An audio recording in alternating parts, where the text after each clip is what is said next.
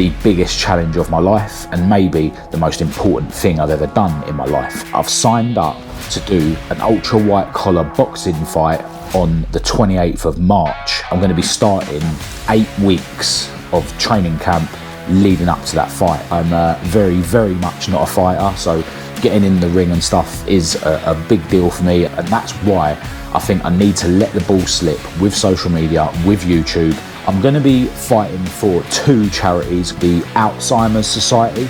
My dad suffers with Alzheimer's, and Men and Their Emotions, the charity that helps men who have got addiction and mental health issues. Help me support those charities. As little or as much as you can afford to donate. I'd really appreciate you guys helping me help those charities that are genuinely close to my heart.